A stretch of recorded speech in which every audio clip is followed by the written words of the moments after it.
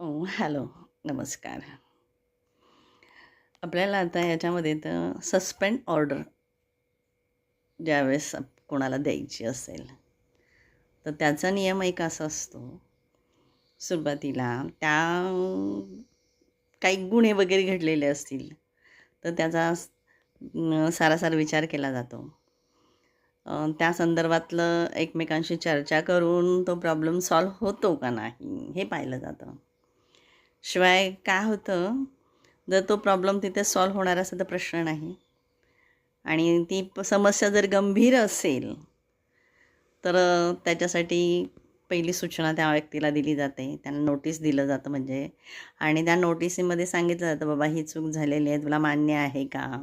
मग इथून तू पुढं करणार नाही याची, कारण तो पहिलाच त्याच्याकडून तो गुन्हा झालेला असतो म्हणून. मग त्याला ती संधी दिली जाते आणि त्याचं लेखी वगैरे घेतलं जातं आणि पुन्हा ही चूक घडणार नाही हे त्याच्याकडून वधून घेतलं जातं. दुसरी गोष्ट, जर ती अगदी म्हणजे पार अगदी का म्हणू एकदम खुणा मारामारीचं वगैरे जर असेल, पोलीस केससारखं असेल, तर ते पोलीस खात्यामध्ये मात्र ते चालतं. जनरली कोणत्याही कार्यालयामध्ये असं चालत नाही आहे. म्हणून निलंबनापूर्वी म्हणजे सस्पेंड ऑर्डर देण्यापूर्वी कंपल्सरी सूचना दिली जाते आणि तिथल्या तिथे प्रॉब्लेम सॉल्व्ह करण्याचा प्रयत्न केला जातो. तरी जर तो प्रॉब्लेम नाही सॉल्व्ह झाला तर त्याच्यावर दुसरा उपाय म्हणजे पुन्हा दुसरी एक सूचना दिली जाते.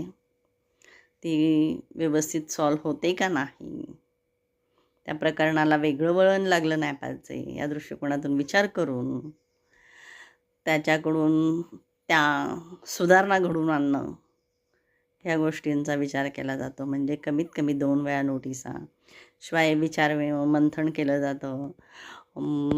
मीटिंग बोलवली जाते, त्या मीटिंगमध्ये कळवलं जातं की असं आहे.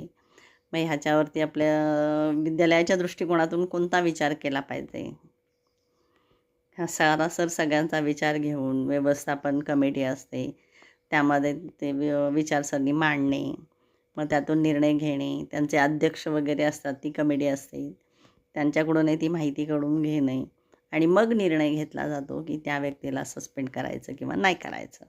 म्हणजे हे कार्यालयाच्या हातात असतं. मग त्या पालकांचा काही दोष होता का? नाही. मग आता ह्या विरोधकपणामुळे त्या विद्यार्थ्याचं नुकसान म्हणजे होता थांबलं म्हणायला. ते प्रकरण तिथंच निस्तरलं गेलं. ते चूक वगैरे ते बरोबर करून त्या मुलाला पास करण्यात आलं.